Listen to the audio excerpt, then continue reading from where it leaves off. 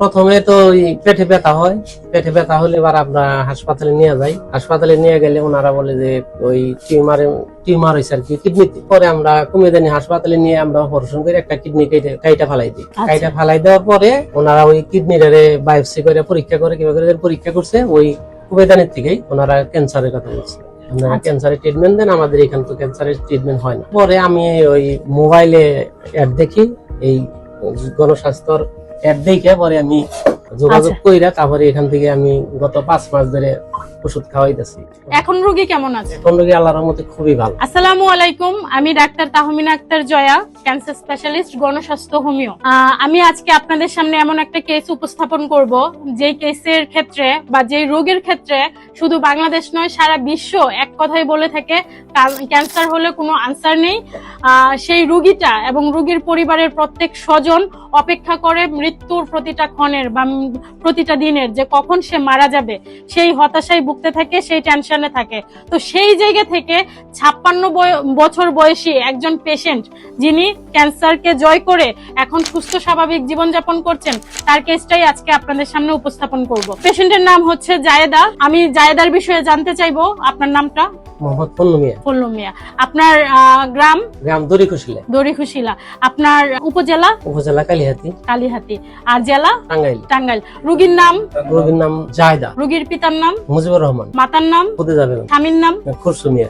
রোগী আপনার কে হয়? আমার বড় বোন। আপন বড় বোন। আচ্ছা, এই ঠিকানা গেলেই তো আপনাকে পাওয়া যাবে। এখন রোগী কি অবস্থানে আগে ছিল আমাদের এখানে ট্রিটমেন্ট করার আগে? প্রথম কি সমস্যা ছিল, এখন পর্যন্ত কি অবস্থানে আছে একটু বলেন। প্রথমে তো ওই পেটে ব্যথা হয়, পেটে ব্যথা হলে এবার আমরা হাসপাতালে নিয়ে যাই। হাসপাতালে নিয়ে গেলে ওনারা বলে যে ওই টিউমার হয়েছে আর কি কিডনিতে।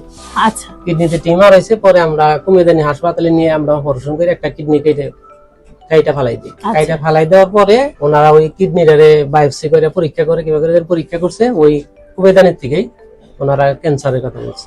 আপনারা ক্যান্সারের ট্রিটমেন্ট দেন, আমাদের এখানে তো ক্যান্সারের ট্রিটমেন্ট হয় না। পরে যাই হোক আমরা ঢাকাতে নিয়ে আসি। নিয়ে আসলে আমরা ক্যান্সার হাসপাতালে নিয়ে যাই। ওখান থেকে মেডিসিন লেখে, মেডিসিন খাওয়াইলে রোগী আরো বেশি অসুস্থ হয়ে পড়ে। অসুস্থ হওয়ার পরে আমি ওই মোবাইলে অ্যাড দেখি, এই গণস্বাস্থ্যর অ্যাড দেখে পরে আমি রাসেল ভাইয়ের সাথে যোগাযোগ করি। এখানকার যোগাযোগ কইরা তারপরে এখান থেকে আমি গত 5 মাস ধরে ওষুধ খাওয়াইতেছি। এখন রোগী কেমন আছে? এখন রোগী আল্লাহর রহমতে খুবই ভালো। খুবই ভালো। একবারে অসুস্থ হওয়ার আগে যেমন ছিল এখন ঠিক তেমনটাই, পুরোপুরি সুস্থ। আপনাদের দেখে কি উনাকে অসুস্থ মনে হয়? না, একদমই না। উনি পরিপূর্ণ সুস্থ আলহামদুলিল্লাহ, এবং উনার রিপোর্ট গুলো যে আসছে সম্পূর্ণ নরমাল। এটা হচ্ছে তিনি অসুস্থ হওয়ার আগে তার কার্সিনোমা ছিল, এই যে রিপোর্ট গুলো, এবং তার হচ্ছে গিয়ে ব্লাড ছিল অনেক কম, ব্লাডও ছিল অনেক কম। বর্তমানে তার ব্লাডের পরিমাণও অনেক বেড়ে গেছে আলহামদুলিল্লাহ, এবং তার ক্যান্সার মার্কার গুলা একদম নরমাল আসছে, সে সম্পূর্ণরূপে সুস্থ। আচ্ছা, এখন আপনার মুখে শুনতে চাই, মানুষ তো বলতো যখন ওনার ট্রিটমেন্ট নেওয়ার আগে এলোপ্যাথিতে হোক বা এমনিতে হোক যে উনি ক্যান্সারের কোনো ট্রিটমেন্ট নাই।